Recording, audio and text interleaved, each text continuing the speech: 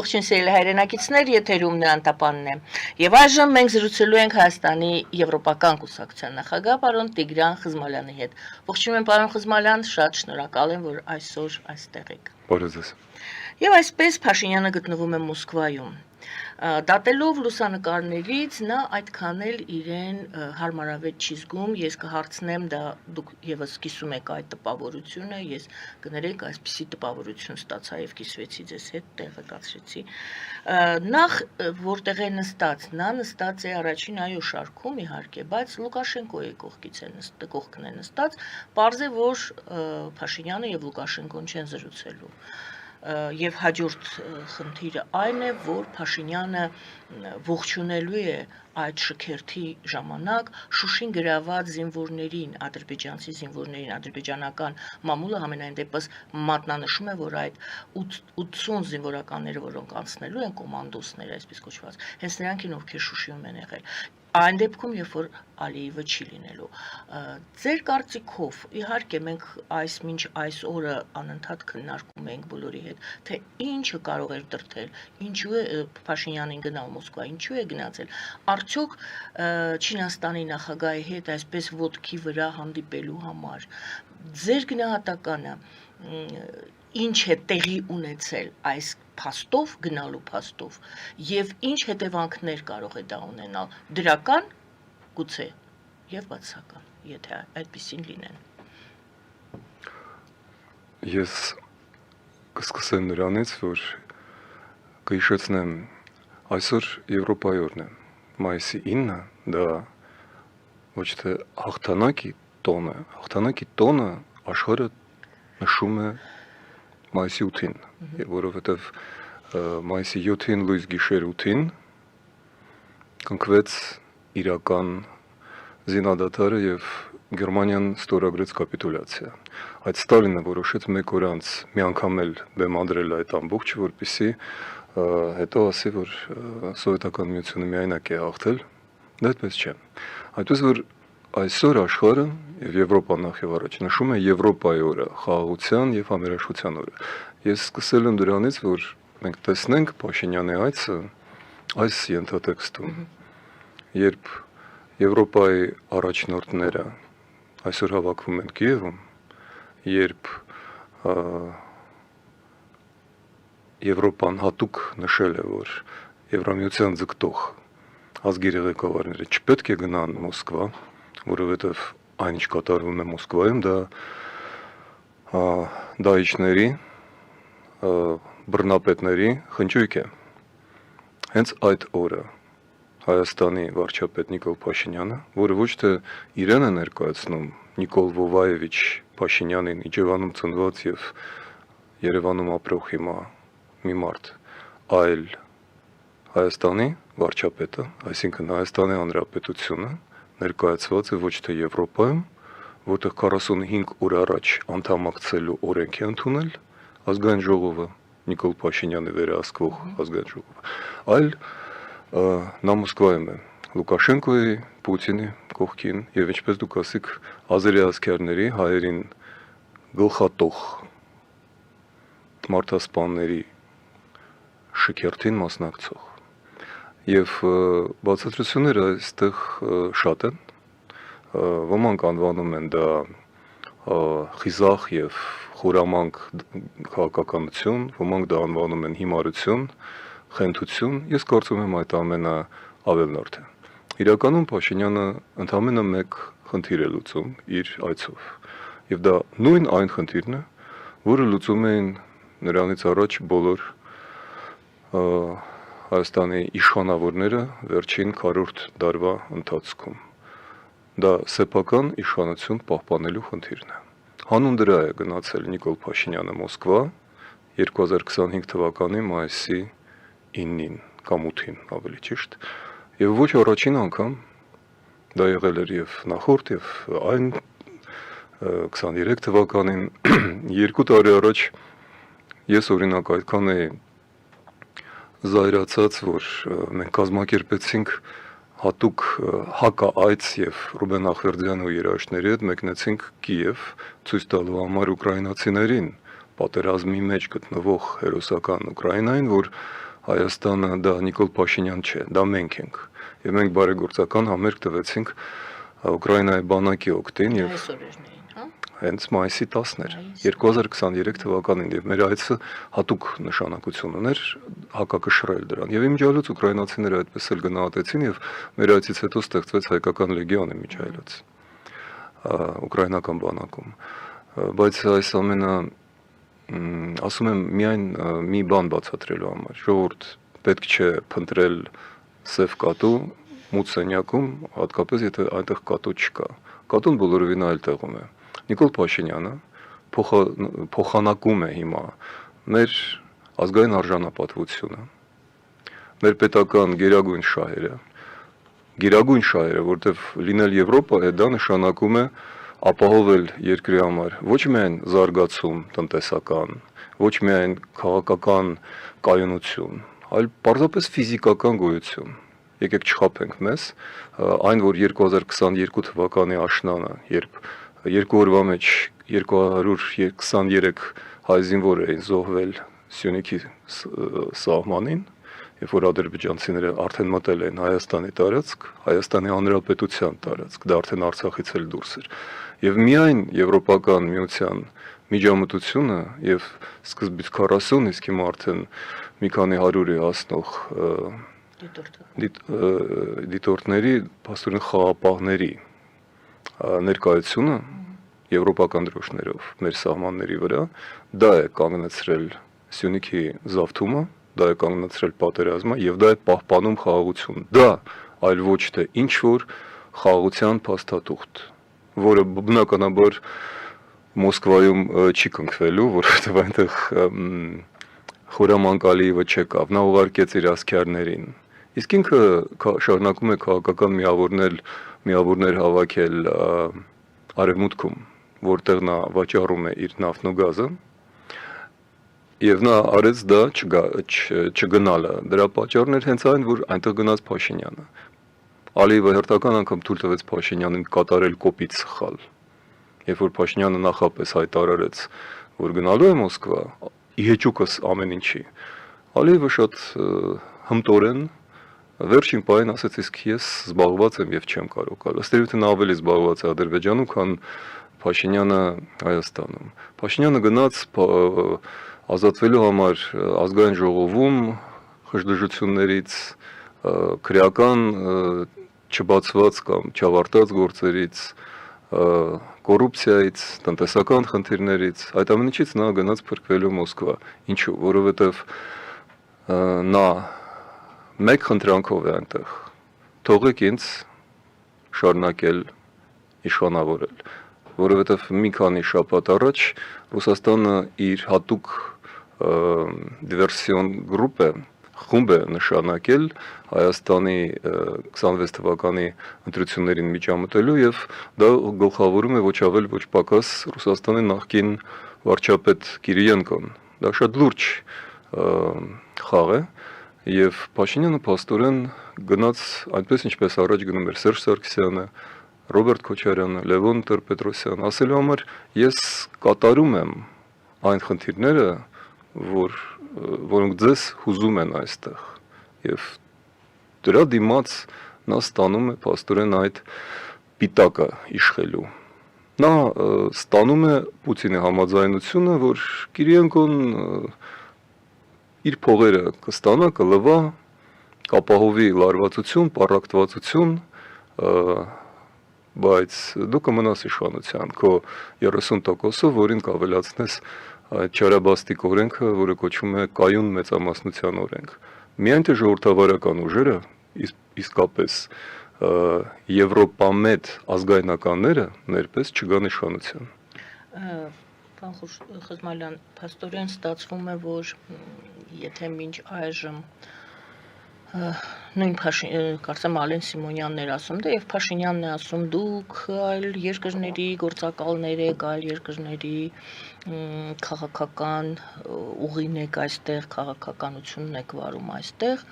գնալով Մոսկվա, եթե դուք ասում եք Փաշինյանը գնում է որպեսի այնտեղ տան իրեն հնարավորություն շարունակել իր պաշտոնավարումը, դա նշանակում է արդյոք, դա հարց է, կներեք, որ Փաշինյանը սա պարզապես այց չէ եւ Փաշինյանի մտադրությունը միայն այն չէ, որ հարգի այդ համաշխարհային պատերազմում զոհված հայերի հիշատակը, այլ Ռուսաստանի ազդեցության քաղաքական գործիչ դառնալն է։ Ինքն է դառնում արդեն Ռուսաստանի ազդեցության գրողը, տանողը, քաղաքականություն վարողը Հայաստանում։ Այդպես է ստացվում։ Մենք տվյալ դեպքում դուք բարդացնում եք իրավիճակը։ Իրականում շատ պարզ է ամեն ինչ։ Նախ 300,000 զոհված հայերի հիշատակը Մոսկվայում չէ, որ պետք է հիշատակել, հարգել, դա պետք է անել Երևանում։ Դա պետք է անել Կերչում, միգուցե որտեղ 200,000 հայեր են զոհվել։ Որտեղ նաև իմ ընտանիքի անդամներն են կռվում։ Բայց դա չի դարձնում Փաշինյանին Ռուսաստանի կամ Պուտինի գործակալ։ Օրինակ Ռոբերտ Քոչարյանը ակնհայտ գործակալ էր, նա չէր էլ թաքցնում։ Նա ասում էր, որ այո, Հայաստանը պետք է լինի Ռուսաստանի պրովինցիա։ Դա ասում էին այլ քաղաքական գործիչները։ Փաշինյանը դա չի ասում։ Նա ընդհանրապես ուզում է մնալ իշխանության։ Նա ոչ թե Ռուսաստանի կամ Արևմուտքի, բայց ինչու է Ռուսաստանից կախված նրա իշխանության մնալ չմնալու հարցը։ որովհետև Գինը ո՞րն է այդ արժեքը, ո՞րն է, որ բայց այդ գինը դուք վճարի Հայաստանը բայց դրա մենք ամեն օր ենք վճարում այդ գինը։ Գինն այն է, որ Հայաստանի տնտեսության ահռելի առյուծի բաժինը մինչև հիմա մնում է ռուսական։ Մեր երկաթուղիները վերահսկում են ռուսները, մեր գազն եւ հոսանքը վերահսկում են ռուսները, մեր բանկերը եւ հանքերը վերահսկում են ռուսները եւ 7 տարի շարունակ խոսելով կոռուպցիայի մասին, անկախության մասին, ինքնիշխանության մասին, Փաշինյանը որևէ բան չարեց։ Միակ բանը, որը նա կարող է ներկայացնել, այն որ Զվարթնոցից եւ մի քանի ուղղակալներից ռուս սահմանապահներն են հեռացել։ Դա մեզ դարձնում է անկախ ազատ պետություն, հեռացել են, որովհետև Պուտինը ինքն էր դա առաջարկել։ Փաշինյանը ինքն ասել էր ուղիղ 1 տարի առաջ, որ նախորդ իր այցի ժամանակ 2024 թվականի մայիսի 9-ին 10-ին, երբ նա կրկին Մոսկվայում էր, Պուտինն ինքն էր իրեն առաջարկել հեռացնել ոչ միայն Զվարթնոցից, ինչպես խնդրեց Պուտինը, ռուս սահմանապահների, այլ նաև Թուրքիա եւ Իրանի սահմանից։ Դա Պուտինի առաջարկն էր, որովհետեւ Պուտինը լուծեց իր հարցերը 20 եւ 23 թվականին Պուտինը հիմնական հարցերը լուծեց։ Մնաց միայն մեկ ոչ թե Զվարթնոց, այլ իրենց երազած Զանգեզուրի միջանցք։ Եվ Փաշինյանը չէ որ խանգարում է Պուտինին, այլ միայն Միացյալ Նահանգների եւ Եվրամիության, հատկապես Ֆրանսիայի դիմադրությունը։ Միայն դա թույլ չի տալիս Ալիևին ռուսական ծրագիրը իրականացնել մինչև վերջ եւ կապվել Նախիջևանի եւ Թուրքիայի հետ, թույլ տալով Ռուսաստանին ստեղծել այդ գորշ գոտին, որտեղ որ Ռուսաստանը նախատեսում էր կառուցել գազամուղ, նավթամուղ Թուրքիա վաճառելու ադրբեջանական անվան տակ սեփական գազը եւ այսպես շարունակելու Եվրոպայից փող ստանալ։ Դա է Ռուսաստանի հիմնական նպատակը եղել 2020-23 թվականին ու նաեւ հիմա։ Բայց փաստորեն տեսնելով որ Փաշինյանը հիմնականում ոչ մի բան Ռուսաստանի դեմ չի անում, նա անգամ հերոստալիկները չի անջատել։ Ամենավտանգավոր իրենց զենքը։ Ես 3 ծաղիկներ տարա հավերժ կրակին, որովհետև հաղթանակի օրը մայիսի 8-ն էր, եւ ինչ տեսնեմ այդտեղ մանկապարտեզ է կանգնած 3 տարեկան երեխաներ։ Այսինքն արդեն Արցախի հայաթափման հասակակիցներ, պատերազմից 44-օրյա պատերազմից հետո ծնված երեխաներ են կանգնած, եւ իրենք Կատյուշա եւ Սինի պլատոչիկ ռուսական երգերով, ռուսական սովետական համազգեստով փոքրիկների համար կարմիր աստղերով ռուսական երգեր ու պարեր են կատարում։ Դա փորձեր այսօր երևի կատարելու են արդեն հեռուստատեսության ներկայությամբ։ Այսինքն Եվրի հարցրեց ինչու եք երեխաներին պղծում։ Դայակը մոտեցավ, ասեց մի ասեք տենց բաներ, մեր տնօրենը, թե ուսմասվարը ամուսինը կորցրել 44-օրյա պատերազմի ժամանակ, ասեցի ու նա մինչև հիմա չհասկացավ, որ նրա ամուսնուն սպանել են ռուս-թուրքական, ռուսական զենքով, ռուսական շահերի համար, ռուսներն են կազմակերպել այդ, նա չի հասկանում եւ պատերազմից հետո ամուսին կորցրած կինը մեր երեխաներին ռուսական երգեր ու պարերը խաղացնում Պուտինյան շքերթի օրը։ Մենք այդքան ծանր հիվանդացք ենք, որ դա էլ չենք հասկացել մինչև հիմա։ Ինչ ասեմ, ես շատ մեծ ցավ ապրեցի։ Երեք ընդամենը 24 ժամ առաջ, երբ հավերժ կրակի մոտ եվրոպական ու հայկական դրոշներն են խոնարհել։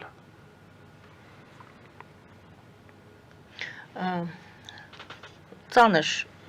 պատկեր է այն, ինչ դուք ներկայացրեցիք, ծանր իր եւ բովանդակությամբ եւ Ես ասացի դա, որովհետեւ Փաշինյանը դա է ներկայացնում Մոսկվայում եւ կա զանգված, որը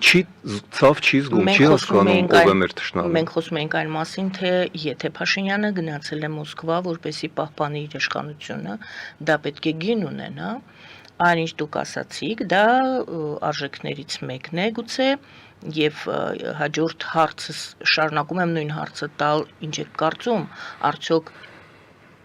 նաեւ Զանգեզուրի միջանցքը կարող է դրա գինը լինել Փաշինյանի մնալը Ոչ իշխանության մեջ եւ եւս մեկ հարց, ինչպես եք պատկերացնում, ինչ մեխանիզմ ունի Ռուսաստանը բավարարելու Փաշինյանի այդ ցանկությունը իրեն չհեռացնել։ Զանգեզուրի միջանցքը Սյունիքի անձեռնմխելիությունը ոչ թե Փաշինյանն է երաշխավորում ցավոք սրտի, ինչպես որ կոչված էր այոց համանadrության միջոցով։ Դա երաշխավորում է աշխարհակահաղական շահերը։ Եվ վերջնական պատասխանը տրվեց մի քանի օր առաջ, երբ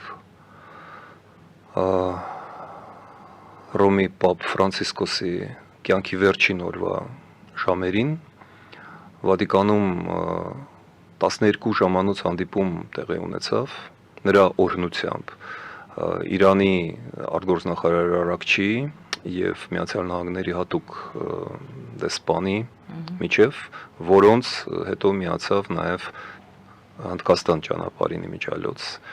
իջավ Ռոմում, միացավ փոխնախագահ Վենսը եւ այդ 12 ժամանոց բանակցությունների ընթացքում, որոնք կրկնում եմ, տեղի են ունեցել Վատիկանում, ոչ թե պարզապես Հռոմում,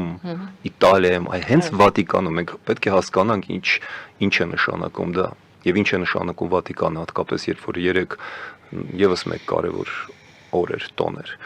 նոր Հռոմի Պապ ընտրվեց, Միացյալ Նահանգներից առաջին ամերիկացին, դա էլ է կարևոր։ Ես այդ ամենը ասում եմ Զանգեզուրի միջանցքի մասին, որովհետեւ ամերիկացիները վերջնականապես հաստատեցին, որ իրենք չեն գրահելու Իրանին։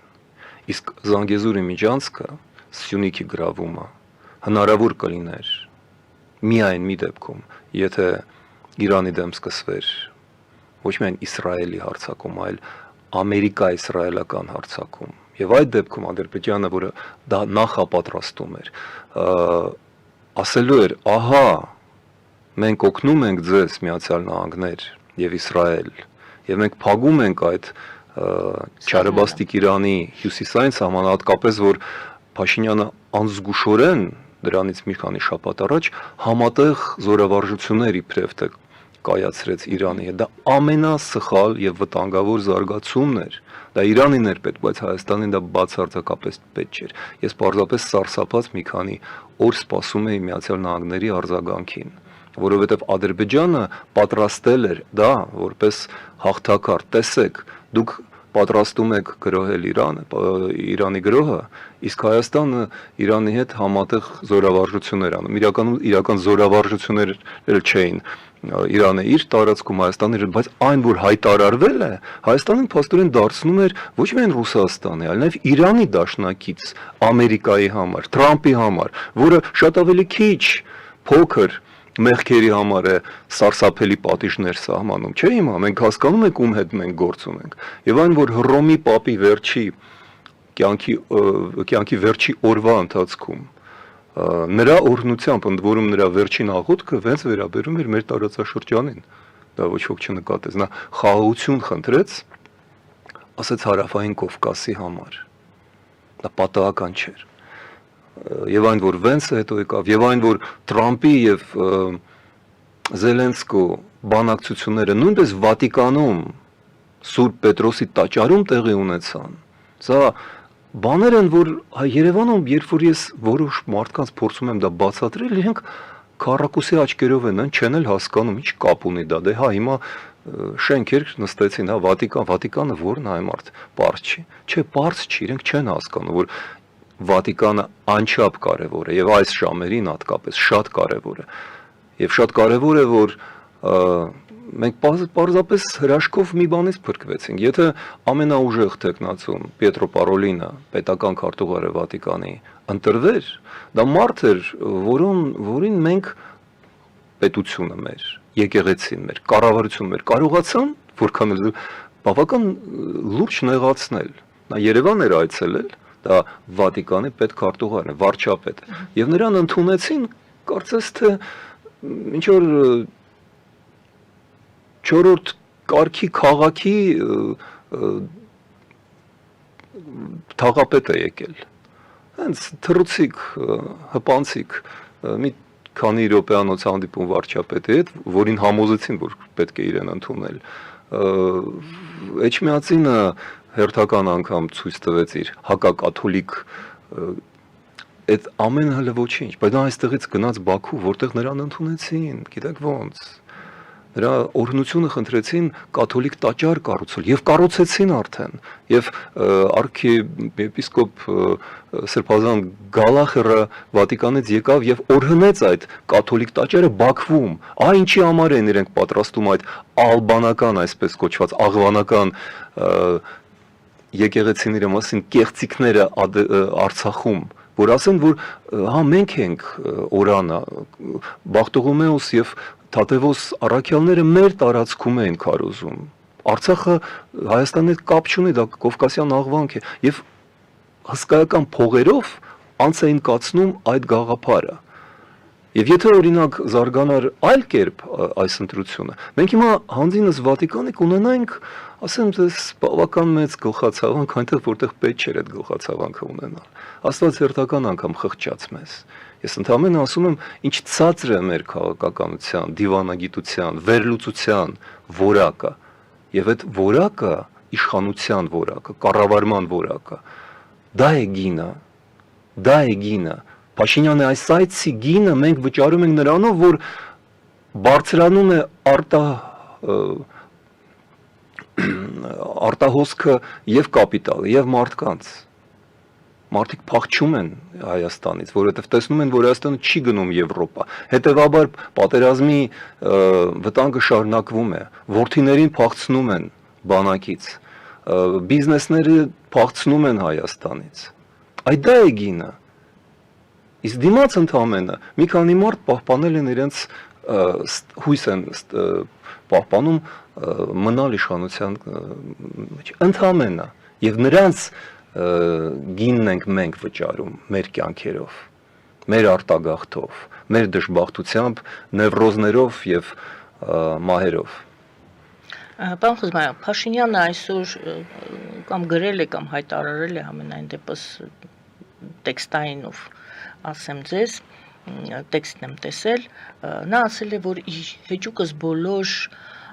հնարավոր ներքին եւ արտաքին սադրանքներին Հայաստանի եւ Ադրբեջանի միջև պատերազմ չի լինելու է խաղաղություն։ Ձեր կարծիքով ինչու է Փաշինյանը դրանում համոզված այժմ, երբ մի քանի ժամանակ առաջ, ոչ մի քանի ժամանակ, հենց երեկ էլ նորից Հայաստանը եւ Ադրբեջանը իրար հետ փորձում էին հասկանալ, որ կողմից է կրակը գալիս։ Ադրբեջանը տեղեկացնում էր մեզ, որ մենք կրակել ենք։ Մենք տեղեկացնում ենք Ադրբեջանին, որ նրանք են կրակել։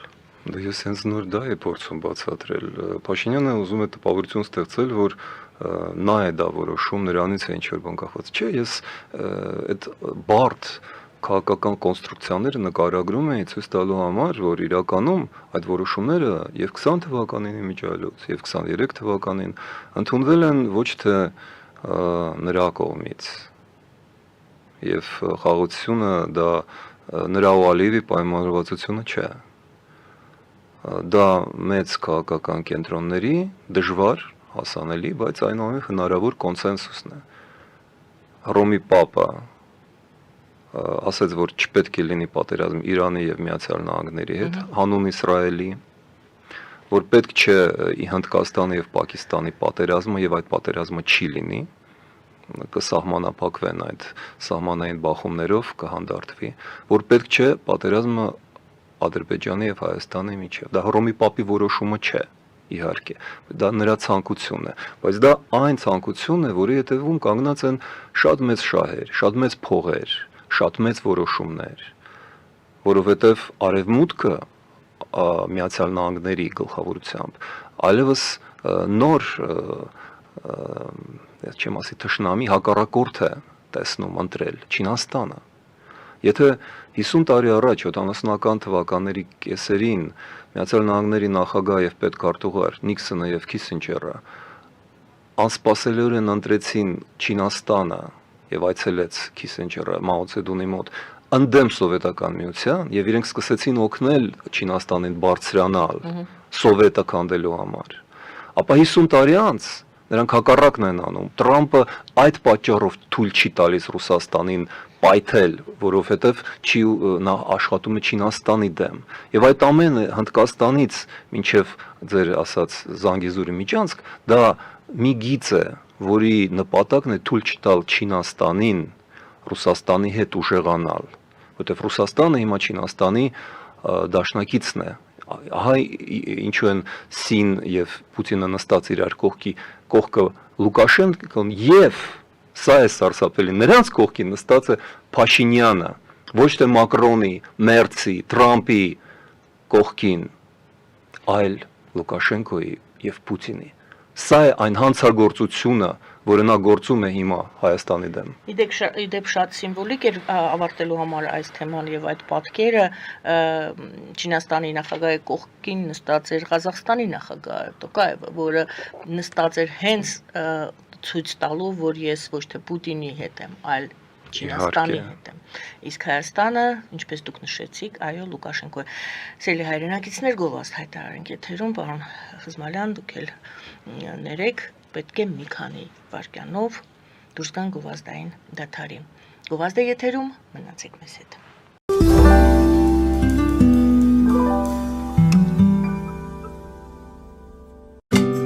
Ինչ է պետք տունը, առանձնատունը կամ ամառանոցը հաճելի, հարմարավետ դարձնելու համար։ Ճիշտ ընտրած կահույք, օրիգինալ դեկորներ, հյուրերին ընդունելուց գեղեցիկ սպասք, գուցե նոր սփռոց։ 60-ից ավելի ճանաչված եվրոպական բրենդների ինքնատիպ, չկրկնվող եւ մատչելի ընտրանին Fortuna Home and Country House խանութ սրահում։ Նորավոճ սպասք եւ կահույք հորեկա բնագավառի համար, տեքստիլ, տնտեսական ապրանքներ, ամեն ինչ գեղեցիկ կյանքի համար։ Ընտրեք այն, ինչ վաղուց փնտրում էիք Fortuna Home and Country House-ում, ձեզ համար եւ որպես նվեր ձեր մտերիմների համար։ Երևան շիփինգ, սենսացիա ստեղ, հա։ Այո, ճիշտ եք եկել։ Սանդրոցներ Երևան ուղարկելը $2.99 օթանավով։ Այո, Իսկ եթե դոլար ուղարկես, դոլար ստանան։ Մի տոկոս, հա։ այո, Իսկ որ տանեն տուն հասցնեն, էլի մի տոկոս, հա։ 2%։ Հրասը ծրի է, էլի։ Ժողովուրդ սենսացիա, ծրի է։ Նորթ Հոլիվուդ կալենդել։ Jackpot հագուստի վաճառակենտրոնը վերաբացվել է Թահանգա քաղաքում։ Նոր տեսականի, նոր արժեքներով ու նոր զեղչերով։ Եվրոպական հագուստ եւ կոշկեղեն կանանց, տղամարդկանց եւ երեխաների համար։ Օծանելիք, ճամպրուկներ, պայուսակներ, գիշերանոցներ, գոտիներ եւ դրամապանակներ։ Մեծ ապրանքատեսականի, մեծ զեղչերով։ Համեցեք Jackpot Թահանգայում։ Հասցեն 7057 Foothill Boulevard։ Հեռախոս 818 813 2252։ Jackpot։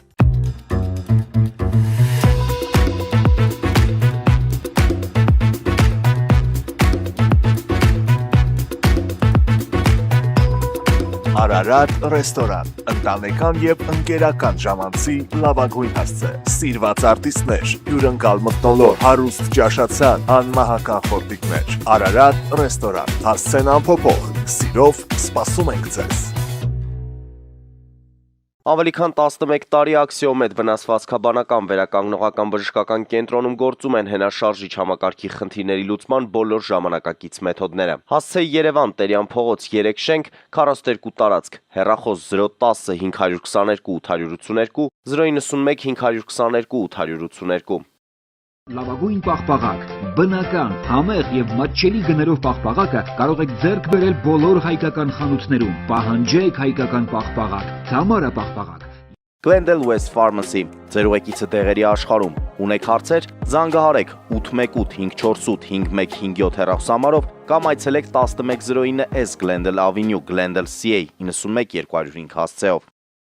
Նոյան տապանի վազող տողում հայտարարություններ տեղադրելու համար այցելեք Երևան Իսահակյան փողոց 28 3-րդ հարկ կամ զանգահարեք 055 50 90 50 +1 818 967 567 կամ էլ կապվեք կոնտակտ Շնիկ NTM էլեկտրոնային հասցեով։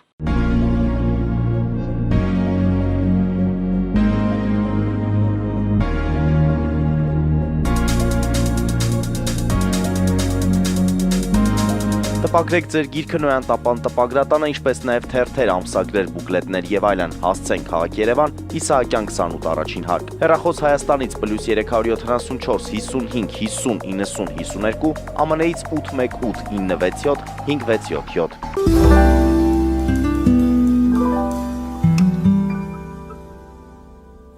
Սիրելի հայրենակիցներ, հիշեցնեմ, որ մենք զրուցում ենք Տիգրան Խզմալյանի հետ, Հայաստանի Եվրոպական կուսակցության նախագահ։ Եվ այսպես, պարոն Խզմալյան, մենք խոսում էինք այն մասին, թե ինչու է Փաշինյանը Մոսկվայում եւ դա ինչ հետևանքների կարող է հանգեցնել եւ խոսում էինք արժեքը, գինը, դրա գինը, որը պետք է լինի։ Արդյոք կարծում եք, որ դա բարդ հետևանքներ կարող է ունենալ Հայաստանի համար։ Շատերը ասում են, պետք է դատենք արդյունքներով։ Մենք դեռ չգիտենք, կարող է Հայաստանը այնուամենայնիվ դիմի Եվրամիության թեկնածության հայտով։ Կարծում եք, որ Եվրամիությունը կվատացնի, այսպես կենցաղային բառ օգտագործեմ, հարաբերությունները Հայաստանի հետ, ավելի այլ կերպ կսկսի դիտարկել Հայաստանը։ Մենք հիմա տեսնում ենք Միացյալ Նահանգներ Վրաստան, ծանր հարաբերություններ են Վրաստանում, հիշում եք, եթե գիտեք, երեք ամենաչնչին բանն ասեմ, ցուցիչը ասեմ, դեսպանատունը Միացյալ Նահանգների հայտարարել էր իր քաղաքացիներին զգուշ լինել, որ վաճառքի կենտրոններում կարող են ուրեմն ռումբեր լինել կամ չգիտեմ ինչեր լինել եւ Վրաստանի ուրեմն ուժայինները խիստ նկատողություն արեցին դեսպանատանը եւ ասեցին մեզ հետ չճշտված տեղեկություններ մի տարածեք։ Ակնհայտ է, որ այնտեղ լարվածություն կա։ Կարծում եք արդյոք, որ այդպիսի լարվածություն կարող է լինել նաեւ այստեղ Հայաստանում եվրոպացիների հետ։ Ես չեմ կարծում, ես գիտեմ, որ դա այդպես է, քանի որ շաբաթներ առաջ Եվրոմիության արտաքին գործերի հանձնակատար Կայա Կալասը, որ արդեն երկրորդ անգամ հետաձգում է իր այցելությունը Հայաստան, արդեն Բաքու ասցրեց գնալ, եւ դա ցուցադրաբար էր, բայց Երևան դեռևս չի եկել։ Նա ուղիղ ասեց, այն երկրները, որոնք նախատեսում են կամ ծրագրում են կամ ցանկանում են Եվրամիության հետ մերձենալ կամ դառնալ Եվրամիության անդամներ, չպետք է գնան Մոսկվա։ Պուտինյան շքերթի, մարդասպաների այդ խրախճանքի։ Ինչու՞։ Որովհետև Եվրոպան դա արժեքների կառույց է, արժեքների վրա հիմնված, այլ ոչ թե շուկա է, ինչպես ասում, համարում եւ հավատում են հայ պաշտոնյաները։ Եթե դուք չեք համապատասխանում այդ արժեքներին, դուք չեք դառնա Եվրոպայի անդամ երբեք, ինչպես 3 օր առաջ հայտարարվեց Թուրքիայի վերաբերյալ։ Թուրքիայի տնտեսությունը բավական հզոր է, մտնում է աշխարհի առաջին 20-յակի մեջ, եթե չեմ սխալվում, բայց Թուրքիայի համապատասխանությունը հաշվեցին, ասեցին 5% է միայն համապատասխանում այն արժեքներին, պահանջներին եւ չափանիշներին 5%։ Ստերեոտիպին իրենք նաեւ Հայաստանի տոկոսը հաշվել են, պարզապես չեն ասում։ Ամենայդեպս այդ տոկոսը այսօր կտրուկ իջել է, որովհետև Փաշինյանի այցը եւ այդ լուսանկարը Լուկաշենկոյի, Պուտինի, Սի Ցինպինի կողքին եվրոպացիների համար եւ ամերիկացիների համար դա շատ լուրջ ցուցիչ է եւ ես վստահ եմ, որ դրանով նախ եւ առաջ կօգտվի հենց Իլհամ Ալիևի միջալոց, արդեն օգտվում է, բայց ամենամեծ ցավը դա չէ։ Մենք 45 օր առաջ ընդունել տվեցինք մեր պատրաստած նախագիծը, օրինագիծը, որը Հայաստանում մարտի 26-ից արդեն օրենք է Եվրամիության անդամակցության մեկնարկի մասին։ 45 օրվա մեջ ոչ մի բան արված չէ։ Օրենքը չի կատարում։ Ինչպես է սկսվում երկրի Հայաստանի անդամակցության մեկնարկը։ Նշանակվում է փոխվարչապետ այդ գծով։ Նշանակվում է հատուկ քաղաքական, տնտեսական կառույց, որը մեր կյանքի բոլոր ոլորտները տնտեսությունից մինչև պաշտպանություն, անվտանգություն, տեղեկատվությունից մինչև կրթություն, առողջապահություն սկսում է մերձեցնել եվրոպական չափանիշների, նաև արժեքների։ Արվում է ճիշտ հակառակը։ Ինչպես կարող է մի երկիր, որի վարչապետը ի հեճուկս հատուկ ուղերձին իրեն ուղված խնդրանքի հորդորի չգնալ, նա գնում է։ Ինչպես այդ երկիրը կարող է կատարել սեփական ընդունված օրենքը։ Դա չի լինի։ Եվ ես ելի եմ ասում, մարդիկ փոխարինակում են գերագույն շահերը պետական եւ ազգային սեփական փոքր եւ կուսակցական ել ավելի փոքր շահիկների հետ։ Պարոն Խուզմալյան, ուզում եմ ներողություն խնդրել եւ հետ գալ։ Մենք հիշեցրեցինք Փաշինյանի այդ հայտարարությունը, որ ասաց հենց այսօր, երբ նա գտնվում է Մոսկվայում, ասաց, որ Հայաստանի եւ Ադրբեջանի միջև պատերազմ չի լինելու է խաղաղություն։ Արդյոք կարծում եք, որ այդ երաշխիքը նա կարող է ստանալ Պուտինից եւ արդյոք կարծում եք, որ Պուտինը իզորու է նույն Ադրբեջանին, եթե Ադրբեջանը եւ Իսրայելի հետ եւ մնացած ուրիշ խաղացողների հետ համաձայնեցնի հարձակումը Հայաստանի վրա, Պուտինը կարող է ազդել Ալիևի վրա։ Այն դեպքում եւ Ալիևը այսօր բոլորս գիտենք Մոսկվայում չէ։ Ասեմ ամենայն համոզվածությամբ եւ պատասխանատվությամբ։ Պուտինը 5 տարի շարունակ ամեն ինչ արեց, որ Ադրբեջանը ոչ միայն Արցախը Պուտինին չէր հետաքրքրում, Հայաստանի Սյունիքի վրա հարձակվի։ Եվ եթե դա չեղավ, դա միայն արևմուտքի դիմադրությունն է, որովհետև Ալիևը այլ տեղ իր նավթն ու գազը բացի արևմուտքից չի կարող վաճառել։ Ալիևը չի կարող վաճառել իր նավթն ու գազը հարևան Թուրքմենստանին, Իրանին, Ռուսաստանին, Ղազախստանին, նրանք իրենք են վաճառում իրենցը։ Այսինքն Պուտինը չէր երաշխիք տվողը Փաշինյանին, որ չի լինելու պատերազմ։ Պուտինը միայն պատերազմի շարունակության երաշխավորն է։ Եվ 20 թվականին, եւ 23, եւ 25-ին, եւ 26-ին նա ձգտելու է պատերազմի։ Երաշխավորը արևմուտքն է։ Պուտինը պարզապես ինչպես միշտ ստում է, կեղծում է, եւ այն որ Փաշինյանը գնաց Մոսկվայում դա հայտարարեց, դա Պուտինի խաղի մեջ մասնակցելու Փաշինյանի գինն է։ Փաշինյանը ժողովրդին խաբելու համար է ասել դա Մոսկվայում, որ մարդիկ կարծեն, որ նա դրա համար է գնացել, որ հետ գա ասի Պուտինը հրաժարվում է պատերազմից։ Ոչ, միգուցե նրան խաբել է Պուտինը, չգիտեմ, միգուցե Փաշինյանը չի հասկանում դա, նման բաներ էլ եղել են, բայց ասում եմ, կրկնում եմ, ամենայն պատասխանատվությամբ։ Պուտինի նպատակն է պատերազմը, Պուտինի նպատակն է 100 տարի շարունակ, ոչ թե Պուտինը, Ռուսաստանի նպատակն է, Թուրքիայի հետ մերձեցումը։ Մի պարզ օրինակ 2010-11 թվականից Ռուսաստանն է ատոմային տեխնոլոգիա փոխանցել Թուրքիային, մի բան, որ Ամերիկան չի արել տասնյակ տարիներ։ Ավելին այսօր, երբ որ Հնդկաստանը Պակիստանի հետ է միջուկային պատերազմի եզրին, որը չի լինի, բայց ով է տվել ատոմային ռումբ Պակիստանին։ Չինաստանը, իսկ ով է տվել Չինաստանին, Ռուսաստանը, Սովետական միությունը, Ստալինը։ Նա որոշում էր ընդունել փոխանցել ատոմային ռումբը Մաո Ցեդունին։ Պատկերացնում եք ինչպիսի ճանապարհներ են, այդպես որ Փաշինյանը չի կարողանա մեզ համոզել, որ նա համոզեց Պուտինին եւ պատերազմ չի լինի։ Այո, Պուտինից կախված է այդ պատերազմը, բայց փառք Աստծո ոչ միայն Պուտինից։ Այն որ պատերազմ, որը ուզում է Պուտինը, չի լինի, դա միայն Եվրամիության եւ Ամերիկայի Միացյալ Նահանգների արգելքն է Ադրբեջանի դեմ, որտեղ Ադրբեջանը կորցնելու է իր տնտեսական բոլոր կապերը եւ սնանկալու է շաբաթների ընթացքում։ Մնում է հուսալ եւ երևի հարցի տեսքով տալ այնուամենայնիվ անգամ այս այցը չենք բացառում, ես հարցնում եմ, չեք բացառում արդյոք, որ գնալուց առաջ այնուամենայնիվ Փաշինյանը գոնե նվազագույնը Մակրոնի հետ պետք է որ քննարկած լիներ եւ կարծում եք արդյոք որ այո պատերազմը չի լինի ոչ միայն որովհետեւ Մոսկվայից հայտարարեց այդ մասին Փաշինյանը, այլ նաեւ այդ պատերազմին դեմ է եւ Միացյալ Նահանգները եւ եվրոպացիները եւ Փաշինյանի Մոսկվա գնալը չի փոխի նրանց քաղաքական շահերը եւ նպատակները դա մեր տարածաշրջանում։ Ես մոմ չեմ պահել, ես չեմ կարող պնդել, որ Փաշինյանը օրինակ Մակրոնի հետ դա չի քննարկել։ Ես չեմ բացառում դա։ Ես բացառում եմ, որ Մակրոնը խրախուսել է նման այցելություն։ Ես խոսում եմ ոչ թե Մակրոնի հետ իհարկե, բայց ես հանդիպում եմ եվրոպական դեսպանների հետ։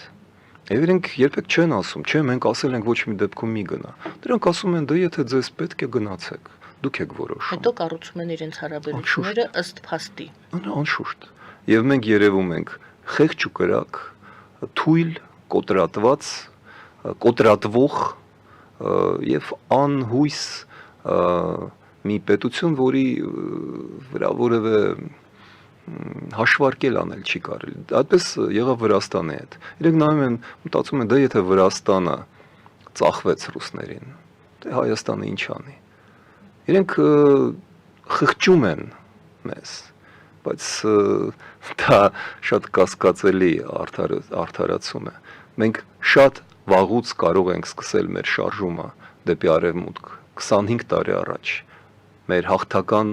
պատերազմից հետո։ Մենք դա չարեցինք եւ չենք անում մինչեւ հիմա։ Մեր կյանքի կեսը գնաց մեր իշխանավորների փոքրիկ իշխանությունը եւ մեծ գողոնը ապահովելու վրա։ Շնորհակալ եմ պարոն Խզմալյան, մնում է հուսալ, որ Փաշինյանը շատ խորամանկ խաղ է խաղում եւ հաշվարկել է բոլոր վնասները եւ օգուտները։ Կարող եք այսպես կարող ենք ամփոփել հույսով գոնե։ Էզոպոսը նման դեպքում գրեց մի առակ աղվեսի մասին, չգիտեմ ինչի աղվեսի ու խաղողի մասին։ Ես չգիտեմ որ աղվեսները խաղող են սիրում, բայց Էզոպոսի մոտ այդպես է, չկարողանով հասնել խաղողին, աղվեսն ասեց դե խակ է խաղողը, չեմ ուզում դա ուտել։ Սա խակ խաղողի մասին հին հունական առակ է, որը հայերենում ավելի կոպիտ ձևով են ձևավորում, չեմ ուզում եթերում դա ասել։ Ոչ, ես չեմ հավատում, որ դա խորամանկ խաղ է։ Դա շատ թույլ, պարտված խաղ է, եւ մենք այդ ամենը դեռևս պետք է կարողանանք ուղղել, շտկել եւ մեծ կորուստներով, ժամանակի կորուստներով, մարդկային կորուստներով, տարածքայինի մասին արդեն չեմ ասում, դրանք եղան, հետ բերենք այն ամենը, ինչ մենք կարող ենք ունենալ եւ ինչ կորցրել ենք այս տարիներին։ Շնորհակալ եմ այսօրվա զրույցի համար։ Շնորհակալություն սիրելի հայրենակիցներ, մեր եթերաժամը ավարտվեց ցավոք։ Հայաստանի Եվրոպական կուսակցության նախագահ պարոն Տիգրան Խզմալյանի հետ էինք զրուցում, զրուցը վարում էր Գայանե Արաքելյանը, բարին ձեզ։